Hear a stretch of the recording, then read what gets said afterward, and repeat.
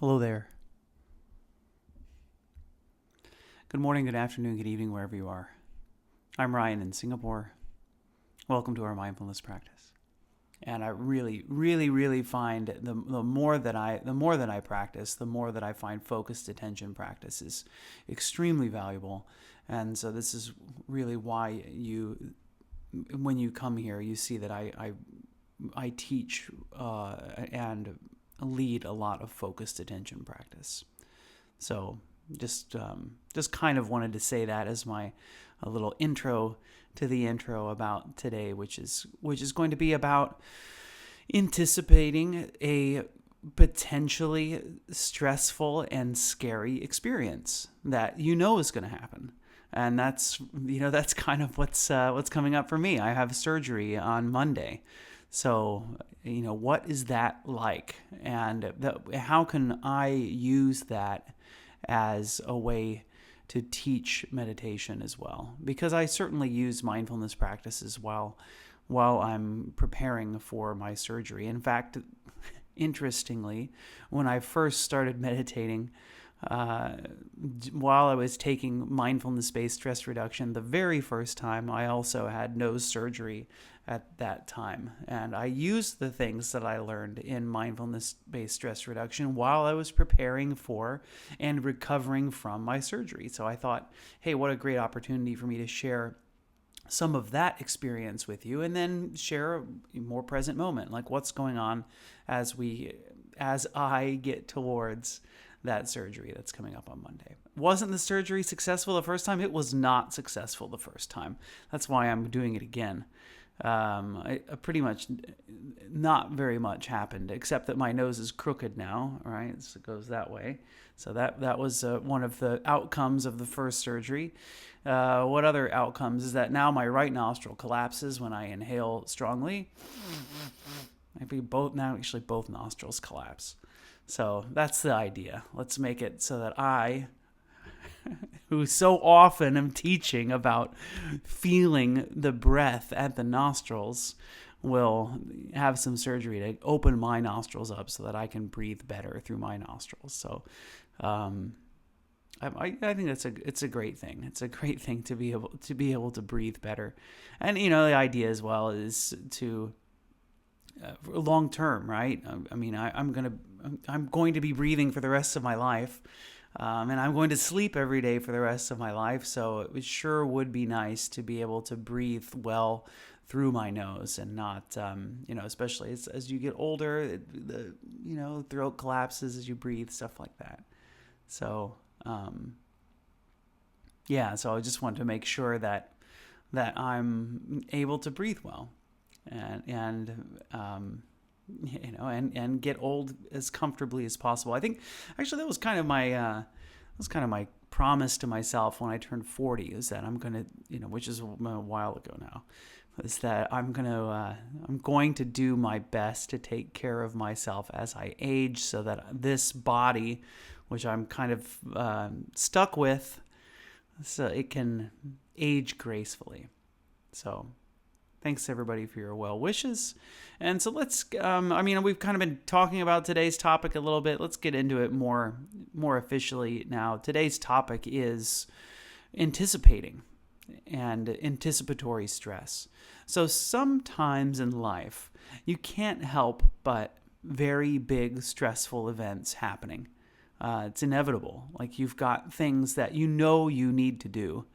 And a lot of times those things are unpleasant, and we do a lot of procrastination. We find ways to avoid it, or, maybe it gets to the point that it is inevitable. It's, the surgery is already scheduled. So let's talk about both of these scenarios. One is the avoidance, which happens a lot, to try to not have that painful but necessary event occur at all. So, what do? Maybe we try our best not to think about it. We try our best not to schedule it. There's a friend of mine who, he's almost 10 years older than I am. And I mean, I've told him about this surgery. I've talked to him about getting, the checkups that I've had. And I'm just so amazed how he and a lot of guys that I know that are aging don't want to go to the doctor. Like, hey, I don't want to find out. I don't want to find out there's something wrong. Um, which is kind of funny to me because that's how you get early diagnoses of to challenging things that could potentially be, you know, could potentially be fatal. And if you learn it early, it's a way to have it taken care of and have a successful recovery. So like me, I'm a big proponent of going to the doctor and making sure that I'm monitoring my health. And so even though it could be scary to find out the results, the point is finding out early is a lot more useful than finding out later. So, I like this is like very typical of men. They hate going to the doctor, let alone the hospital. Uh, I I know what you mean. It's funny this kind of stereotype. Is I do find that this is that for whatever reason, most of my male friends are seem more scared to see if anything's wrong. And so what happens is that the damage that is done is a little bit worse afterwards. Okay, it's like he's gonna wake everybody in the house up. He's like scratching loudly and he's purring. Are you happy?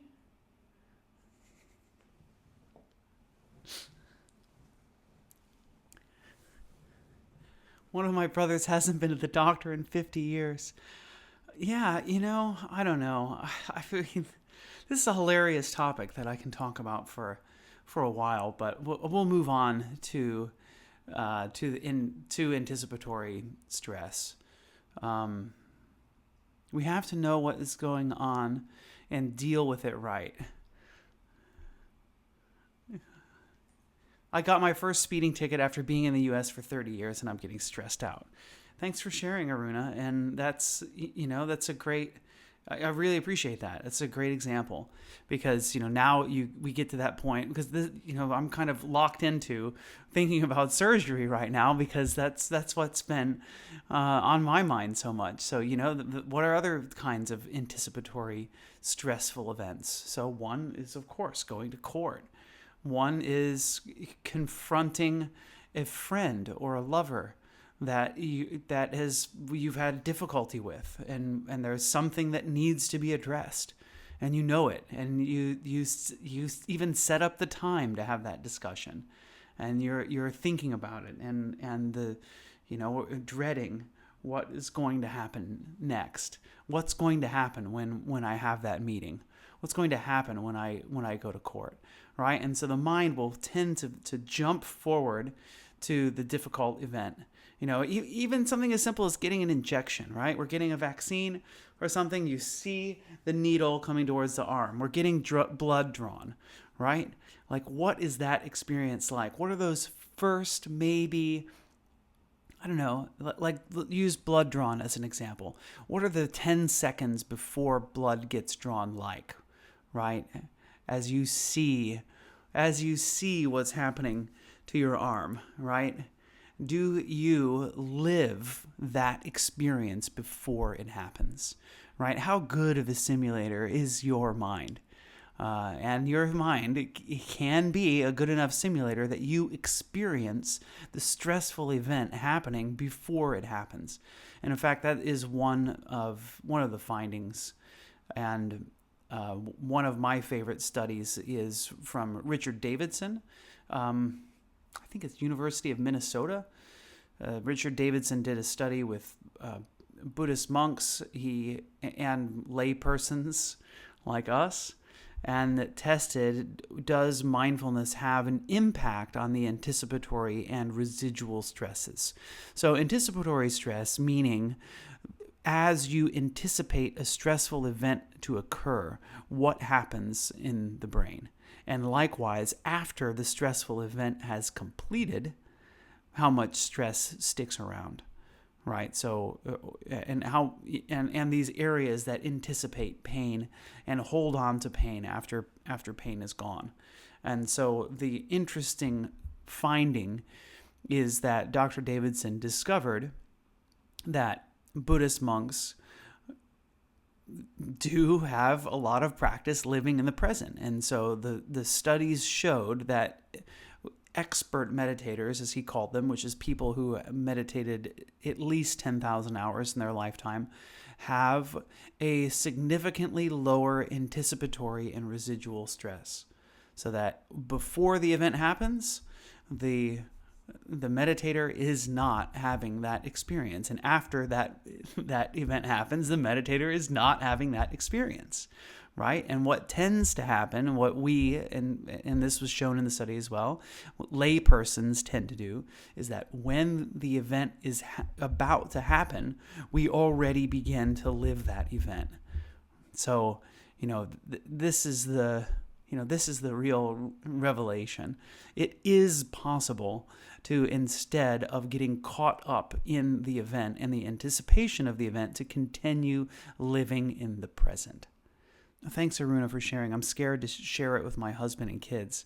Yeah, and this is, that's how these kind of anxiety-inducing things go, right? Is that what do I do? Do I look for external support?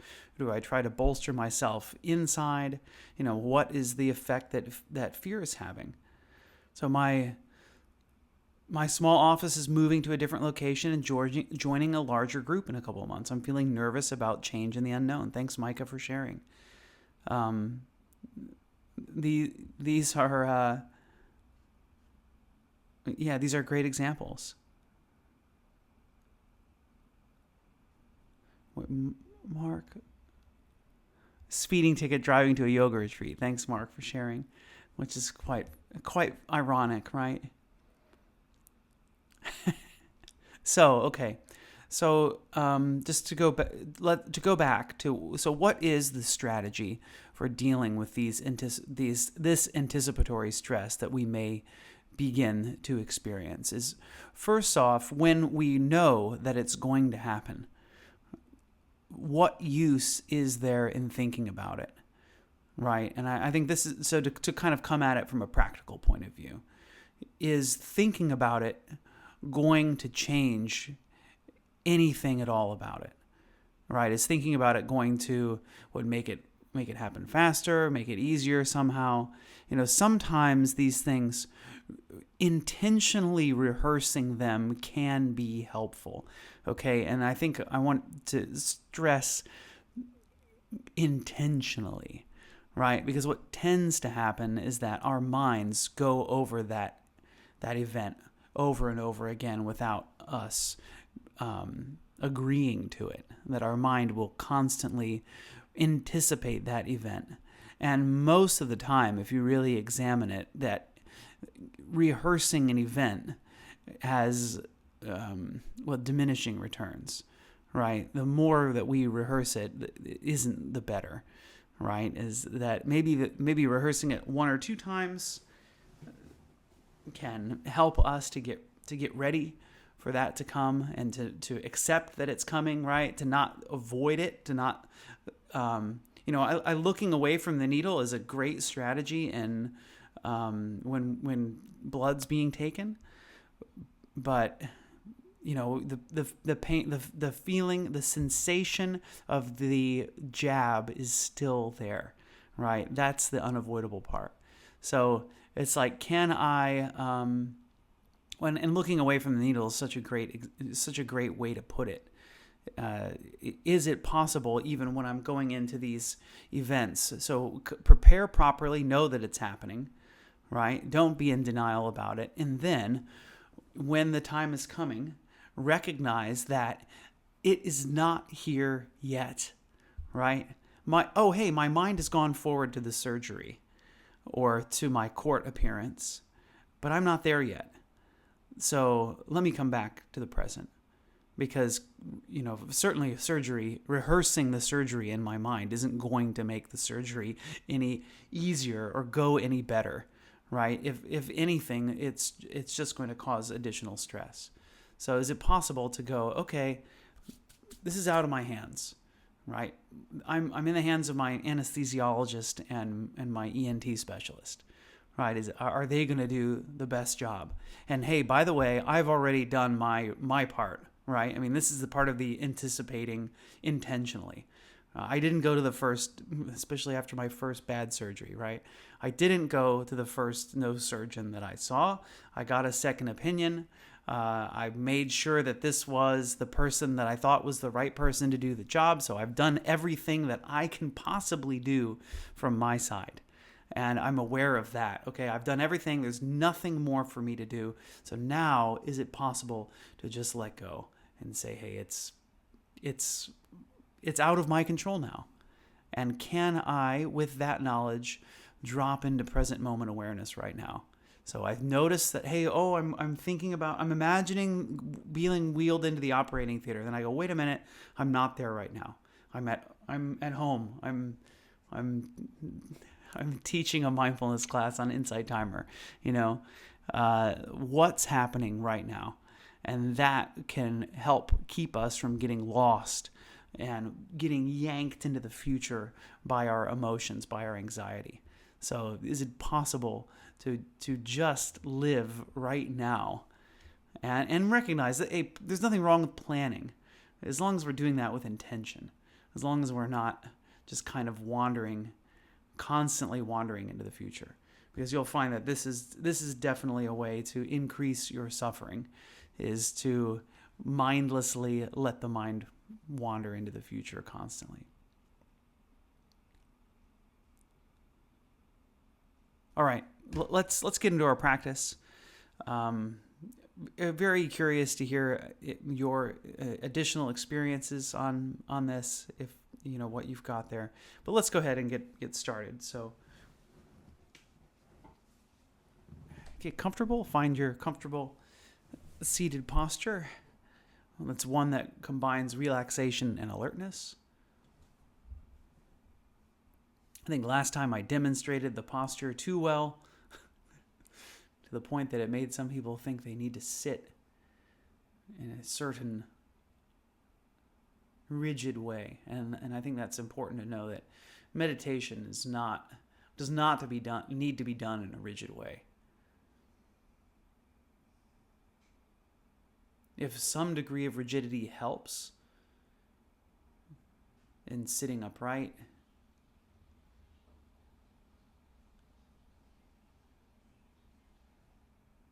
you can try to do that. You can try to use your muscles. So I don't encourage slouching or leaning back against the backrest of your chair.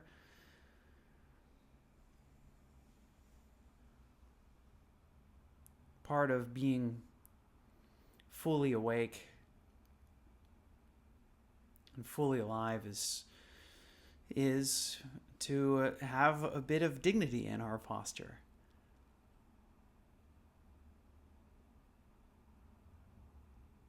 The body and the mind often reflect one another.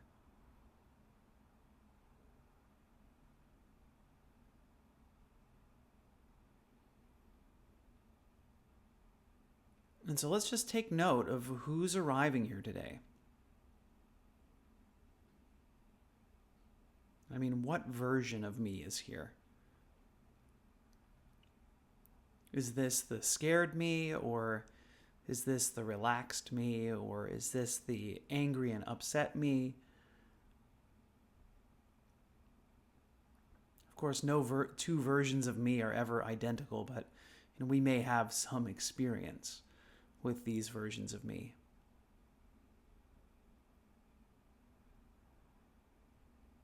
And so when I asked you just now to discover what version of you is showing up, how did you know?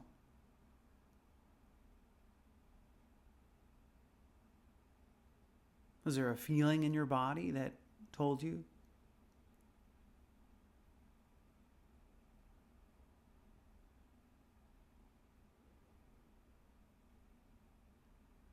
Is it a thought?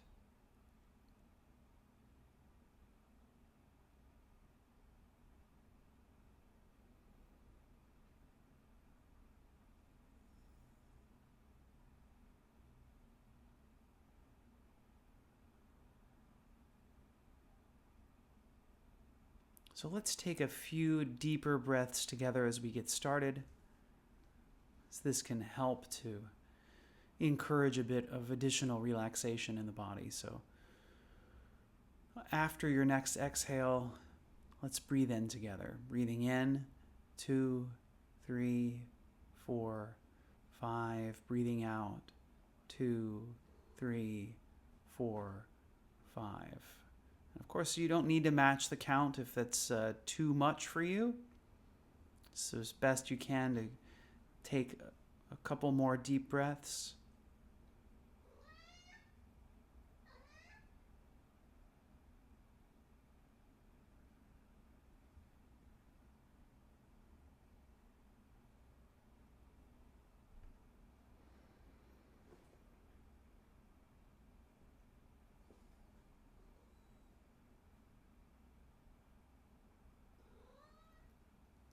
And then just letting your pace of your breath return to its natural pace.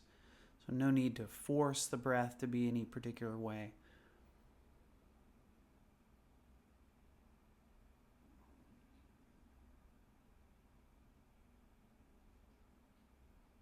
Where do you feel the breath? How do you know that you're breathing? Just like, how do you know what version of you is showing up? Except maybe this one's a bit clearer.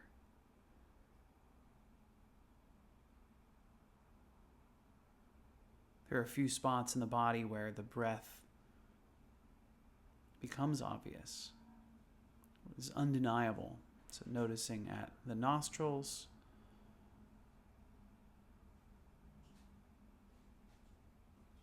noticing at the chest,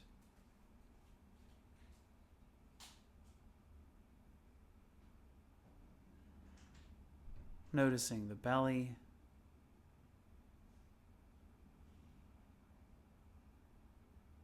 just seeing where in the body there's movement, even as we try our best. And this is one of the reasons, perhaps, to stay still in meditation. As we stay still, the movement of the body with the breath just naturally rises up.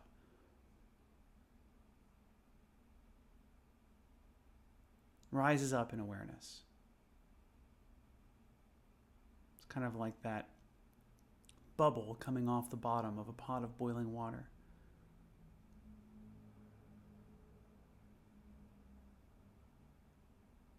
You can't help but notice it.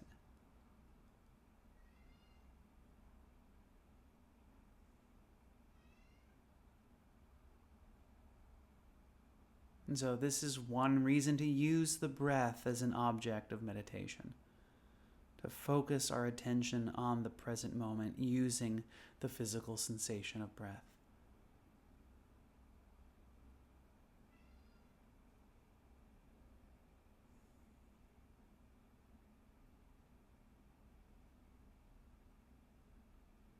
And so if this anchor doesn't work for you, you can always use another physical sensation. Could be, another sensation I use often is the feeling of gravity pulling down and the sensation of pressure on my buttocks as my body experiences gravity pulling down.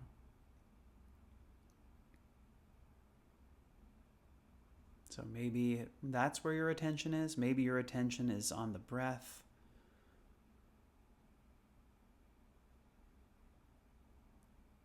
So a few finger spaces above my navel is where I feel my breath most apparently, where I tend to focus my attention when I'm meditating.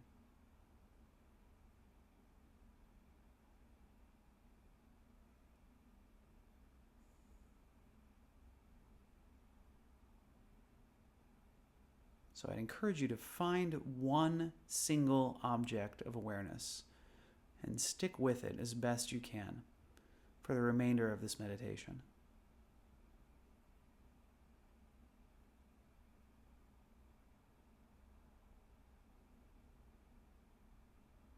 So for me, I'm going to use that space a few inches, a few centimeters above my navel.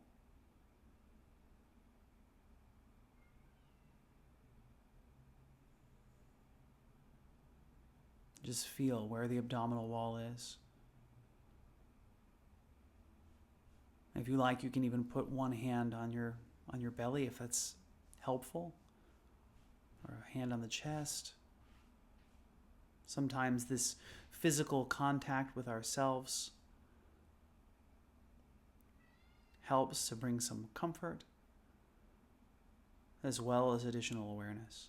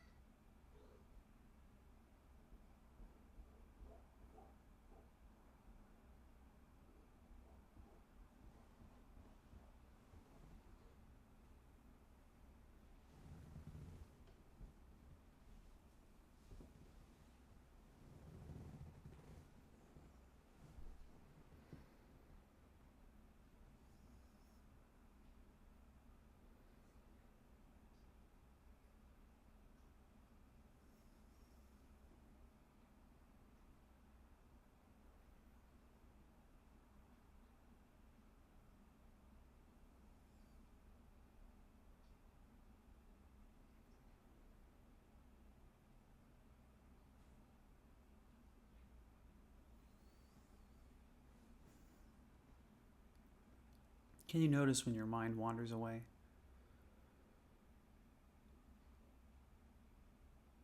See if you can bring the mind back to this moment, to this anchor that you've chosen,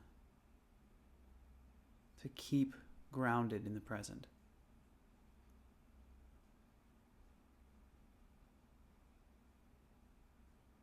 To train ourselves in this skill.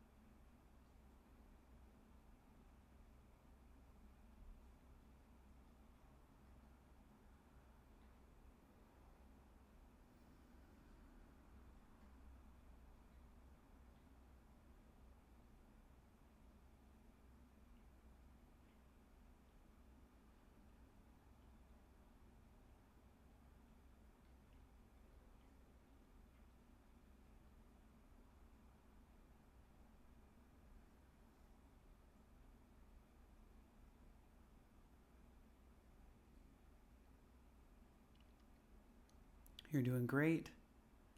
Just keep it up a few more minutes now and we'll be finished.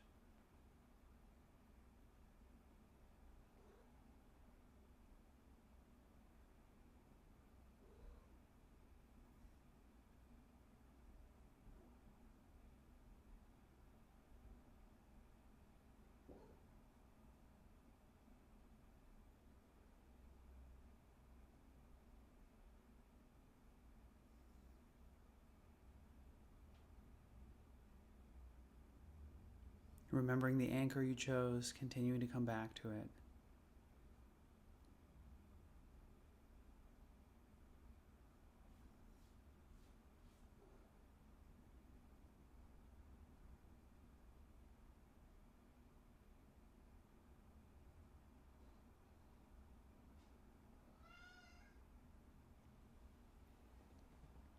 And so let's begin to draw our practice to its close.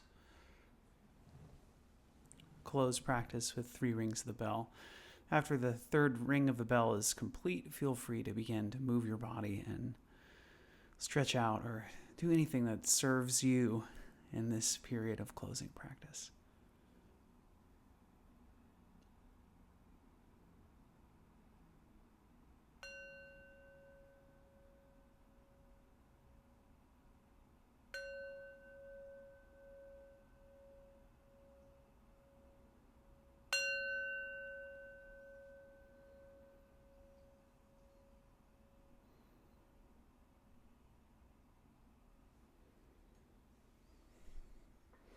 All right. Thanks, everybody, for being here with me today, practicing with me. I hope your practice went well. And how did it go? I can tell you how mine went, which was it was a lot of. I've got like a really demanding feline friend here today, who you may have seen walking around in the background and making a bunch of noise. So my meditation was a lot of distraction from Frank, which I guess that's why he's the guest star, is to keep my meditations from being too peaceful. Right, Frank? Here. Right, Frank?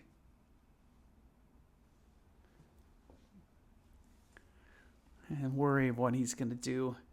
As he's, I don't know, he's like, I think my partner came into the room while we were meditating, and he went out, and then he wanted to get back in, and so then I got up to help him get back in, to try to satisfy him, but I don't know, it's a good analogy for the mind, isn't it?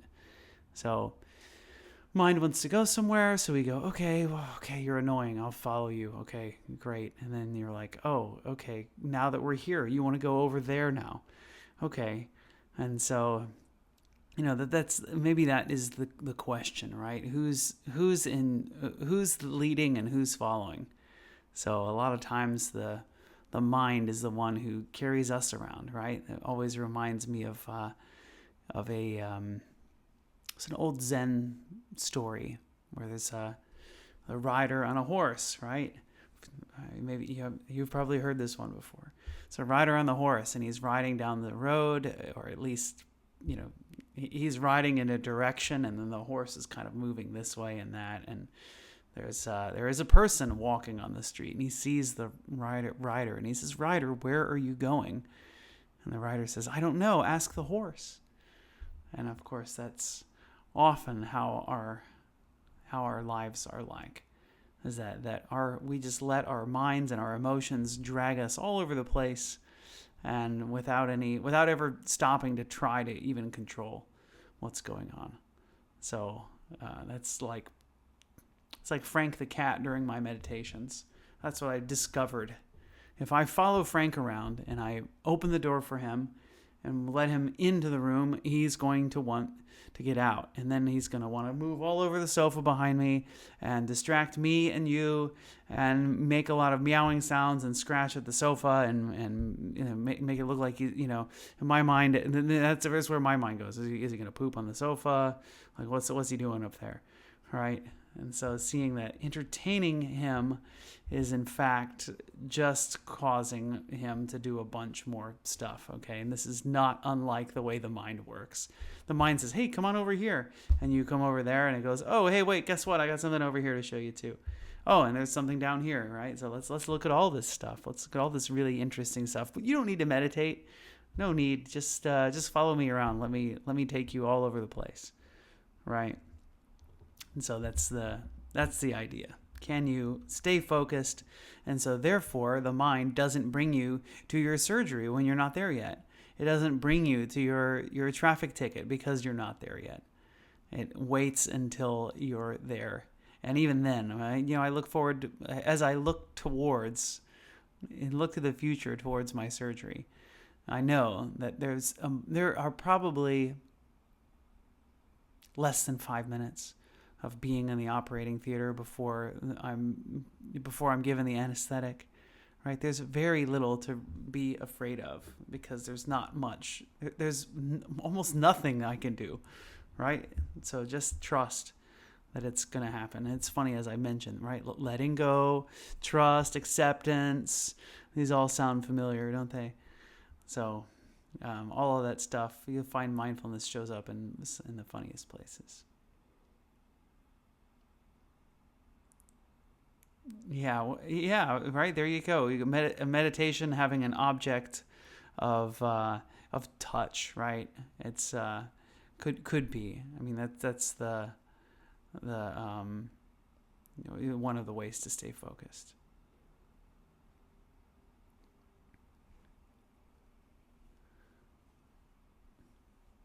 Aruna, I hope everything goes well for you, and maybe step one is just accept that it happened. It's okay. Everybody. What I think any kind of traffic things, right? I can go, oh, I wish this wouldn't have happened. Oh, let me imagine. Let me go, oh, Oh, did that really happen? Okay. It's okay. Just accept that it happened. You'll be okay. All right. It's time. It is time for me to wake up the other members of my household. So I'm going to go do that and get everybody ready for school. So I hope you have a lovely day or evening wherever you are. And, this part of the side effects of surgery is I'm going to be bruised in my face. I'm not going to be able to breathe through my nose. I'm not going to be able to talk normal. So I don't know when you'll see me again. I hope it's less than a month. So I will let you know. I'll let you know as soon as I can. So join Ryan's Daily Mindfulness Circle. I'll post in there, and I'll be joining the meditations too, by the way. So I don't know which ones. I'm going to commit to a few, I promise. So the way to find out which meditations I'm going to be on is join Ryan's Daily Mindfulness Circle and find out. And those are the meditations that Chris and Jean host inside there. So it's like a group meditation where people from this community meditate together. So I'll be there. I'll be posting like updates, and you'll see the live event show up at least a week before it shows up. So yeah, I look forward to it. All right. Life is like a box of chocolates. You never know what you're going to get.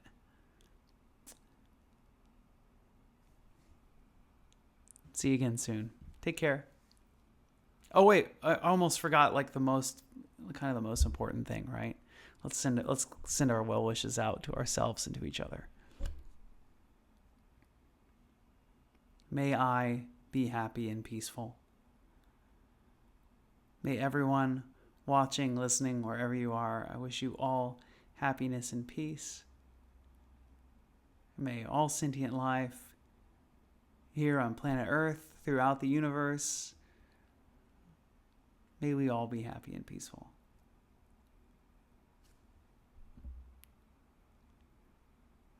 Thanks, everybody, for your well wishes. See you again soon. Bye-bye.